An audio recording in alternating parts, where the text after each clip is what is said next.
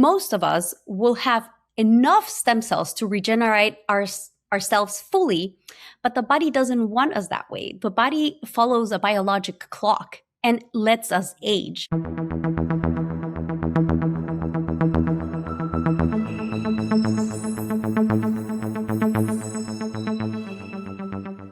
Hey everyone, welcome to another episode of HUMED, Human Medicine. I'm Dr. David Spiro, where we unveil the human side of medicine. I'm incredibly honored and delighted to have Dr. Marie Matrani with us today. She's a physician scientist and a very passionate physician scientist, and she's passionate about regenerative and preventive approaches to help improve patients' quality of life, which is why we all go into this crazy world of healthcare. She co-founded several biotech businesses working in stem cells, exosomes, genetic testing for embryos, nutraceuticals, metabolic health, which I'm very interested in. She's also co-founded Organicell Regenerative Medicine, now known as Zeo Scientific X, and serves as its chief scientific officer. Earlier in her career, she co-founded the American Stem Cell and Anti-Aging Center and Americell Trinidad, one of the first autologous stem cell centers in South America and the Caribbean. She's most recently recognized as one of the top 100 healthcare leaders by IFA for her work spearheading COVID-19 therapeutics. She has a Cornell plant-based nutrition certificate and recently completed her AI in healthcare from Harvard Medical School. She advocates for minorities, women, animals, and other issues that require and demand equality. Her passion for women's health, nutrition, animal welfare, and environmental advocacy has allowed her to sponsor top events like the Vegan Women's Summit and Pinnacle Conference, as well as participate as a producer for 3 documentaries. She's incredibly active on social media, where we met, and I'm incredibly honored to have you on HUMED. Oh my God. Thank you so much, David, for the introduction and for opening up your space. Yeah, it's been an incredible journey. So I would love to get into it. I would love to hear a little bit of what story you want to tell our viewers today. Absolutely. I think from listening to all your episodes, everybody brings different stories that touched us throughout our journey, right? So I was pinning it in 2, and I think the one that I want to share is when I went to med school, very competitive med school. I am from Ecuador, South America. And even starting there, like medicine is always competitive to go in. So I didn't make the cut to go straight into medicine. So I was placed in the pre-med, and I had to do 6 months on pre-med. So as I was doing it, in Ecuador, we don't have college and then university. We go straight from, like, I was 18 when I went into med school. So this first 6 months, it was just all the basics. And they said, we have the ability of you guys to rotate and do a shift in the hospital that we have collaboration with, is the military hospital. And I was like the first one to raise the hand. Of course, I want to do a rotation at night, like feel like a big doctor, as I was just starting med school. And to my surprise, I obviously all I wanted to do is just experience a little bit of what I was going to do in the future.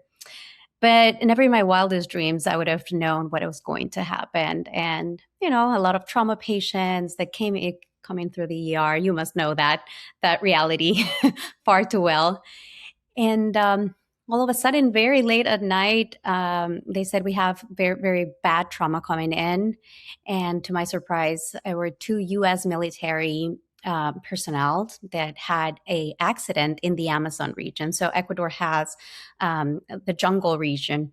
And these 2 soldiers, American soldiers, were in a mission, and they had an accident. And, as an 18-year-old little Mari, all I was doing is just observing. And to my surprise, that night, because Ecuador, we don't, our first language is Spanish, right? To my surprise, nobody in the pit spoke any English, and the soldiers didn't speak any Spanish.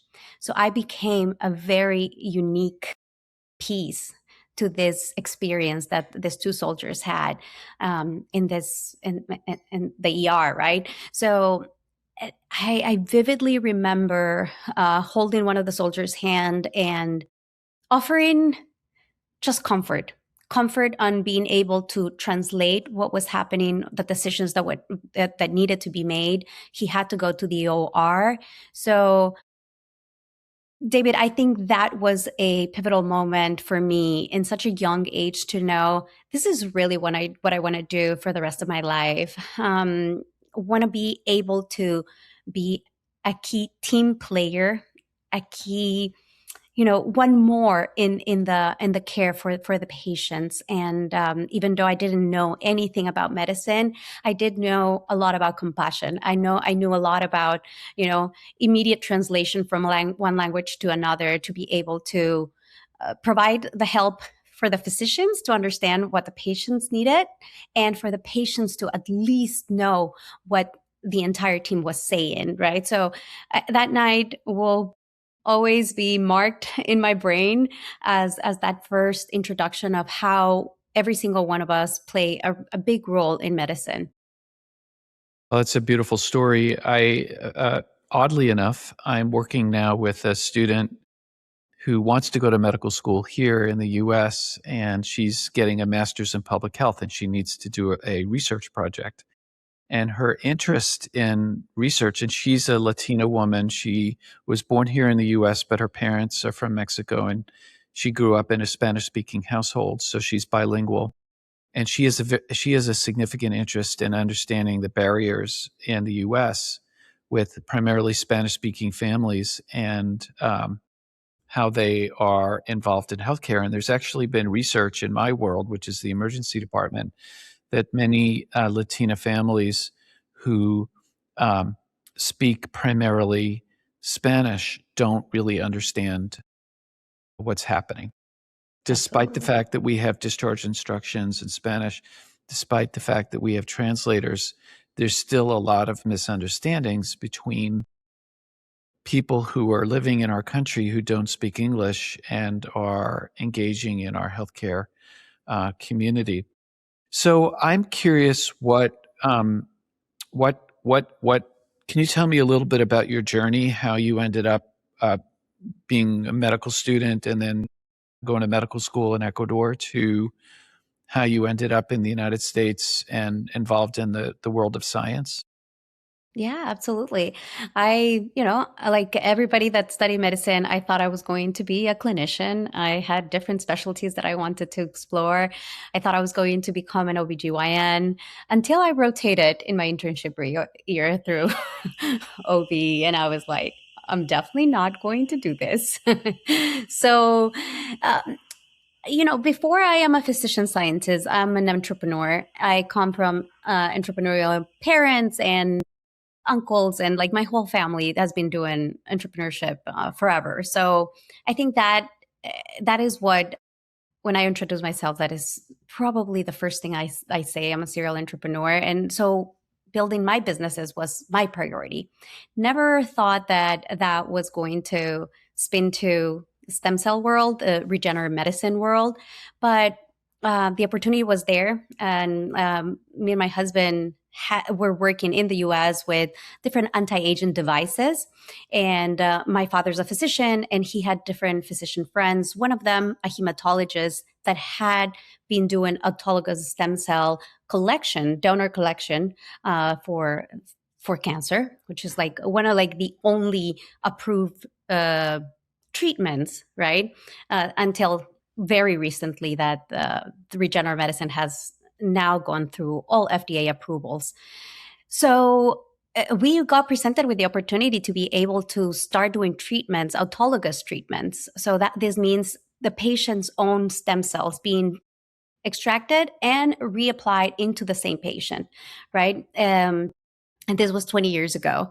So that opportunity presented itself after me thinking that I was going to be a clinician.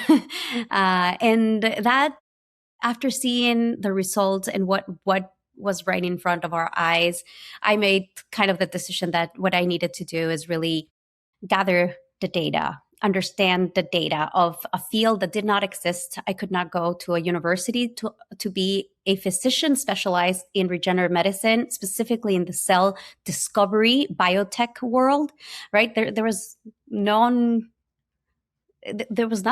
available for me to do that. So I had to just do what I do best, because I'm very creative. I'm very passionate about what the things that I do. And I navigated that world, right? So for me, once we understood the data, I wanted to bring the highest level of science and medicine into this field. And that meant to bring the company into a public company, and to be able to start collaborating with serious universities and in the field, and publishing research, and then applying to FDA for a new drug application. So that was kind of like the shift of me going for the conventional medical practice into really sustaining as a founder of a biotech company, very serious science and medicine in the standards of how to bring this type of new drugs to market. Right, because in the world of healthcare, there's always been, at least in the U.S., I don't know what it's called in Ecuador, but there's been the word is sort of 100 years ago, sort of snake oil salesmen, people going around and with briefcases that said that this oil that they have is going to cure everything. And so for those listeners who are early in their career or are not in healthcare, can you just explain the theory behind stem cells and why it's very powerful?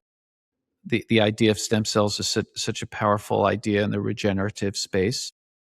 Absolutely. Yeah. So it's a brand new field in medicine, right? I always say, like, if we look at pediatrics or OB, like that, those are like things that have been for hundreds of years, people are studying and they're instructing on us, right?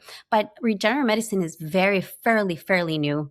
And it's a field where we are using cells to regenerate tissues, organs, and different cells. So it is the ability that the body has to regenerate itself, right? And just because what you said, I wanted to make sure that what I was doing in this field was so high level of science that nobody would doubt that this was an actual medical treatment, an actual possibility for this to become a drug. And that is the highest level of standard that exists right now.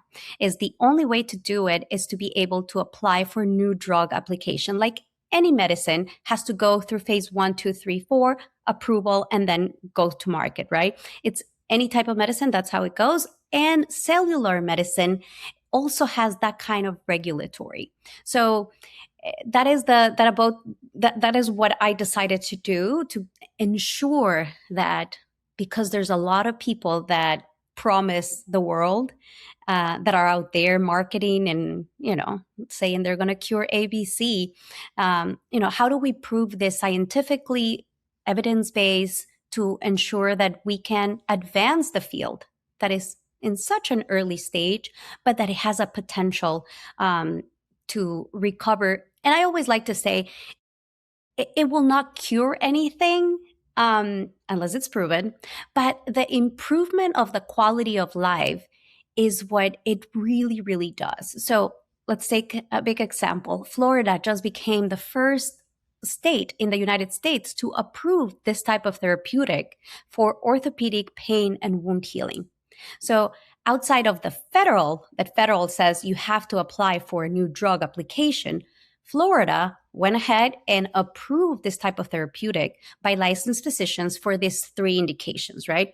I think this just shows how in 20 years that I've been in this field, the ball keeps rolling and we keep growing as a field, right? But my point of view is always like, how do we bring the highest standard of regulatory, of science, of medicine, so we can advance? There is so much potential to things we didn't know, that adults have stem cells, right? When I cited that field, just the thought of us doing an autologous stem cell transplant was so futuristic, right? But we were already doing it 20 years ago.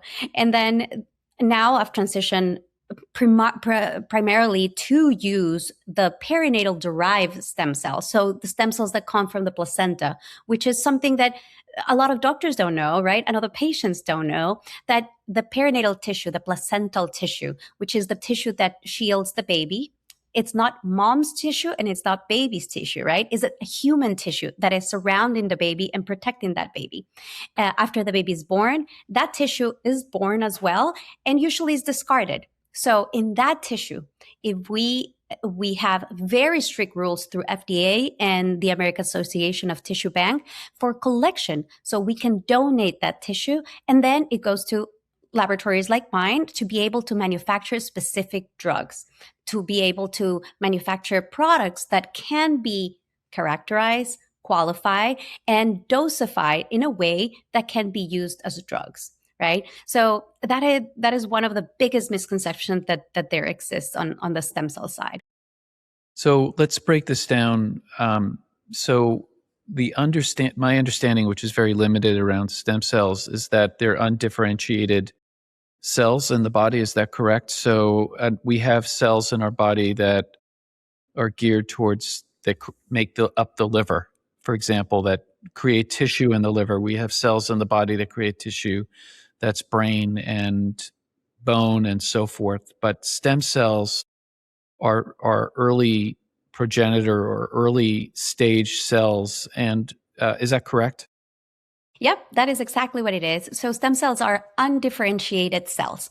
And every single cell in our body is very differentiated, meaning that it has the same pool of chromosomes. The half of them come from mom, half of them come from dad, and they have a specific, like a specialty, right? The heart cells are the ones that are going to contract, right? Your skin cells are the ones that are going to protect. The melanocytes are going to be the pigment one, right? So these are specialized. They are specialized in a specific thing. They have the same amount of chromosomes, yes, but their specialty is different. Stem cells have no specialty. So they're like a blank bubble cell, right? They are just there. And the body has them dormant in niches. So the body has them chemically inactive. They're there. They're sitting there, usually bone marrow. So that's why when we do autologous stem cell treatments, we use it from the bone marrow punctures, either iliac or sternum. And then we found out that they were between the adipocytes. So the fat tissue also stores really high quality of MSCs, mesenchymal stem cells or progenitor cells, right? Then we discovered that there's stem cells in the pulps of the teeth, right? And now we're at a point where we know that there's actual stem cells floating in almost every single tissue as progenitor cells, but are there to kick in and change regeneration up to a point. Most of us will have enough stem cells to regenerate ourselves fully, but the body doesn't want us that way. The body follows a biologic clock and lets us age. So it's very, very interesting how our own body has that ability to auto regenerate itself to the fullest, but it doesn't use that. It follows that biologic clock of aging. You know, I appreciate there's, through, I think, a meta view of what you've said so far.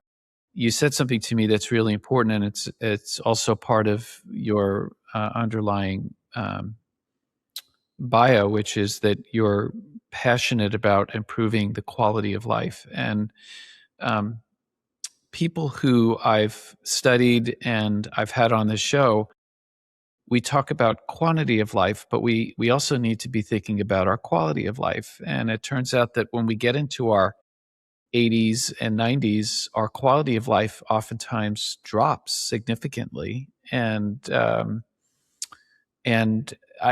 It seems to me that there are things that we can do to actually improve that quality of life. And we talked about stem cells, but you also said that you are involved in the Vegan Women's Summit. And it's very clear to me that there are major pillars of longevity and improving quality and quantity of life that are not as fancy as stem cells. And what I've learned, Absolutely. and correct me if I'm wrong, I'm curious what your thoughts are because I really want to get into this. When I went to medical school, I didn't learn anything about sleep or diet. And sleep and diet are so critical to the body and one's health.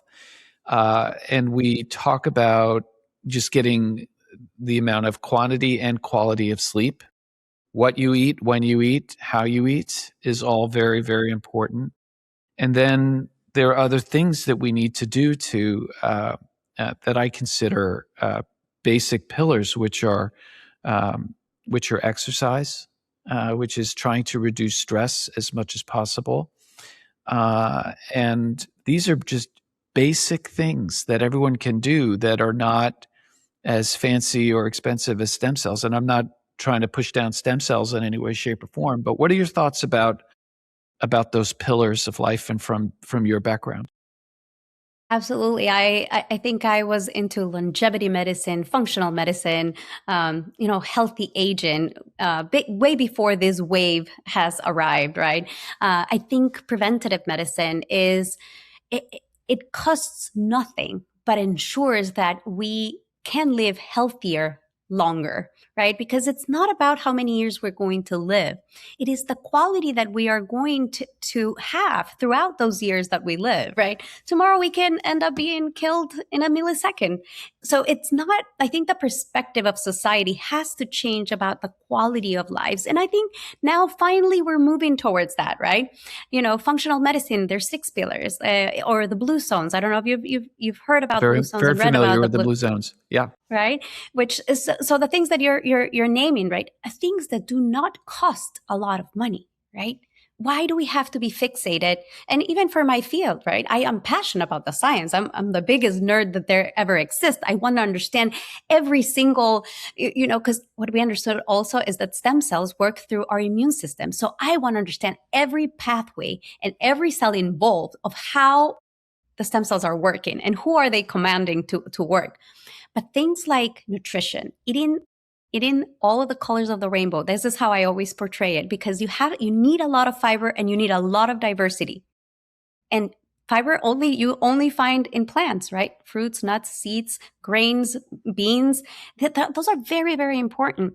Hydration, simple H2O, right? Nothing added, nothing over, but a lot of hydration, pure hydration. We talked about sleep. Sleep is one of the biggest biohacking that we have as humans. It actually regenerates, it flushes toxins. It is incredible. The science on sleep by itself, it can be one full podcast, right?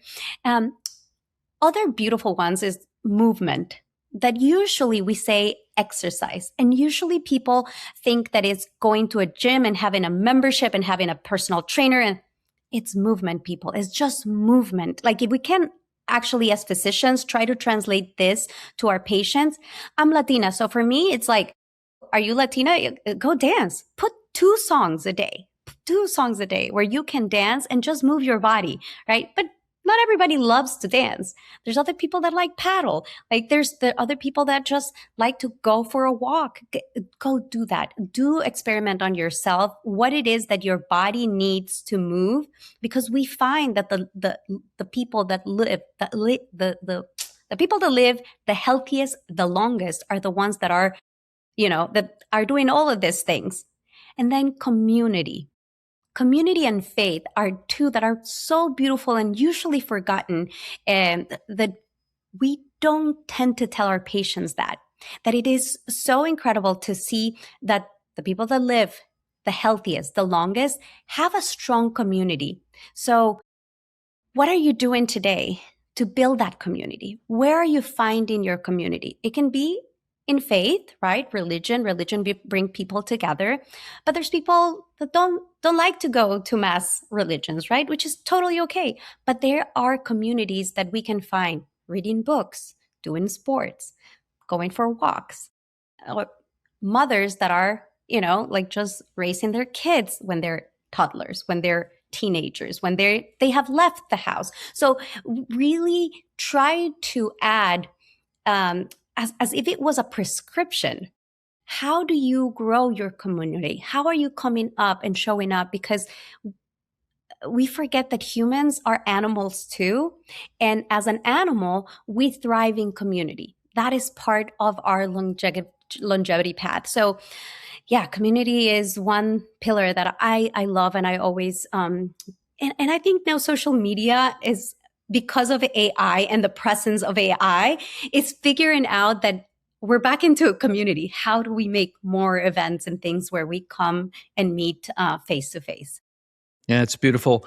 I watched the documentary. I've read a lot about the Blue Zones, and I knew some of that coming in. And for those of you that don't know, Blue Zones are a few areas in the world, all over the world. Japan, I think France, Loma Linda, Sardinia, uh, yes. So these are Costa Rica. areas where they have the highest number of people that are living over 100 that are functional. They're living alone. They're sort of doing their thing and whatnot. And the idea about the blue zones are ways to, there's been studies looking at what these areas of the world are doing that's different than areas where the life expectancy is 20 years younger. The one piece that you just mentioned to me is, I'll just reflect personally, is I just turned 61. Mm-hmm. And I'm in towards the tail end of my career. I'm a pediatric ER physician. I still love showing up and taking care of kids and teaching and whatnot. And some of my colleagues, some of my friends and my peer group are thinking about retirement. I'm not even thinking about retirement because I love what I do, number one. And what I found out from the Blue Zone research is that in Japan, there's no word in Japanese for retirement. And their culture is you just keep serving the community if you can. And Mm-hmm. I think, and people who are living alone and are not engaged in community die young. Yeah. Or that The don't have a opposite is job, true. right? Like Yeah. when you decide to shut off that ability of serving, of doing, of being valuable, we see our elders like really shut down very fast, and now we're living healthier longer. So I'm with you, like find a new passion, do something else. But yeah, retiring shouldn't be a thing. So I want to get back to the stem cell thing because it's really got me thinking and excited. So where are we going to be in 10 or 20 years with with stem cell technology? You had described I know about stem cells and I know about doing bone marrow biopsies because in children we often do check the bone marrow for think when we're worried about cancer, when we're worried about leukemia, and oftentimes we sedate children because it's a pretty painful procedure. Is it are getting stem cells? Is it a painful procedure because you're actually having to get into bone? If you're doing an autologous treatment, yes. So you will be, it's kind of a local anesthesia, or they're sedating you if you're doing iliac crest. So in kids, you do more like under the knee, right? Like you have, only because we did kids in the early stages as well. So we had like that little gun to go in. But yeah, with kids, you cannot tell them how uncomfortable the procedure is going to be, right? But with adults, you do need to, either sedate them to do that iliac crest puncture, or a mini liposuction if you're doing adipose tissue. So that is not the same as a liposuction, but still you are putting gas, expanding, and then going in with a trocar and collecting. It's a smaller amount than a liposuction or a tummy tuck, but still, so those are sedated procedures, and the pain that related to that, right?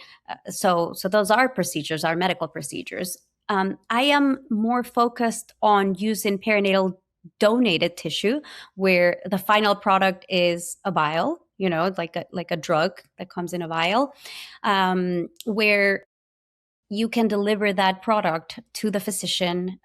Those are refrigerated, so they're in the freezer in -20 freezers, and the physician just takes it out, defrosts it and uses it, so that there is no pain associated with that type of procedures, right?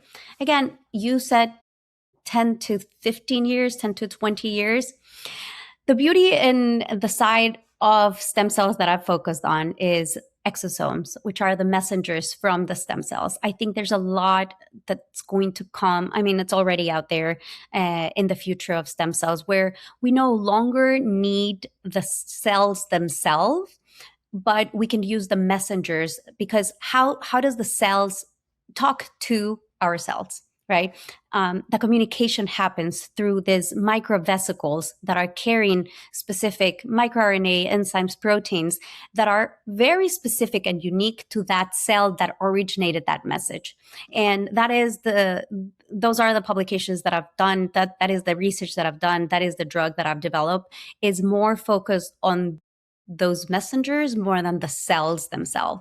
And yeah, I think 10, 15 years from now, today, so I want to clarify that today stem cells are really it's the present. It is not the future of medicine. We are living in what it used to be the future of medicine. We already have treatments that are approved, that are ready, that are out there, approved by FDA for specific conditions, mostly these genetic conditions, mostly sickle cell was just approved, which is a mixture of CAR T and cells, right? So the future is really hidden the reality of the present. But 10, 15 years from now, there's a lot of development on those exosomes to be unique for for conditions that are specific. Like if something is missing, you can load the exosomes with those type of drugs, and the delivery is perfect because exosomes are these lipid bubbles that have receptors. So every single cell will be able to absorb. So I think as a delivery of drug, exosomes are the future.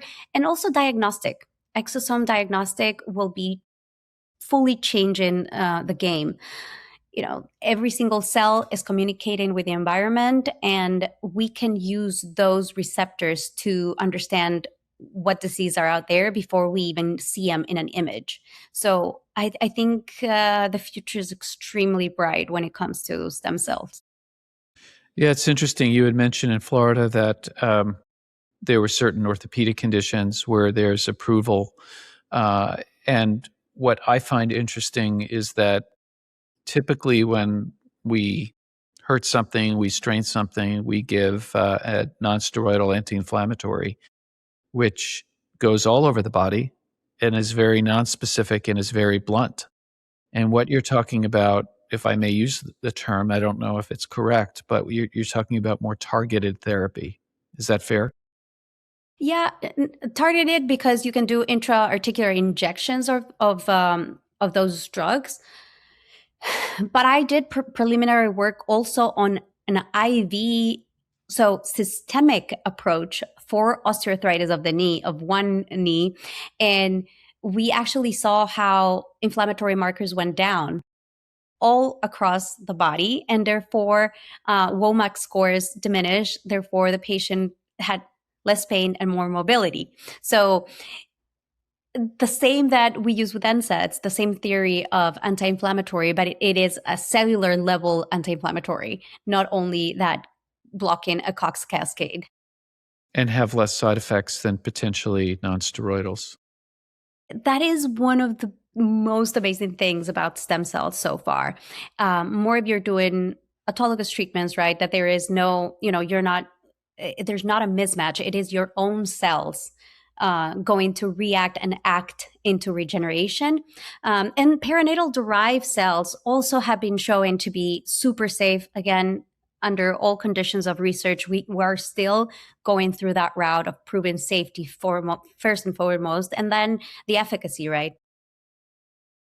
So do you think there'll become a day, because you had talked specifically about various conditions and improved quality of life, do you think, and you would describe that our own stem cells in the body are dormant, And the body works in some ways towards, once you get to my age and beyond, to just age us and then we die.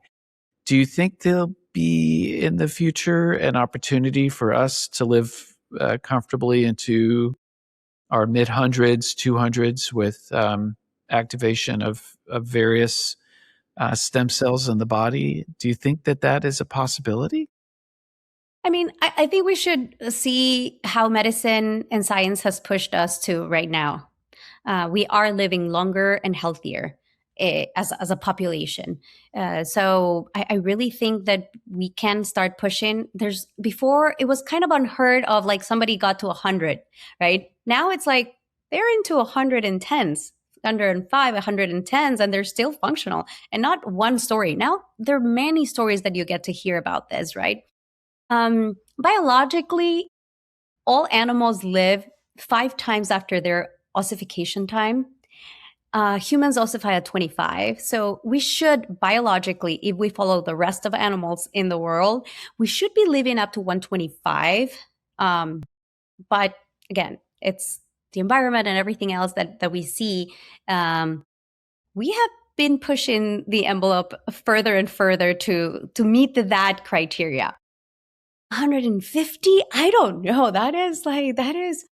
I think humans, we fixate on pushing the number instead of the quality, and I think we have to be loud enough to ensure that women's health. Women live longer than men, but the quality of life is less because we've been trained to undereat and not do strength training. We need to build our muscles and our bones to be able to live the longer time that we're living. So actually today, women are living longer.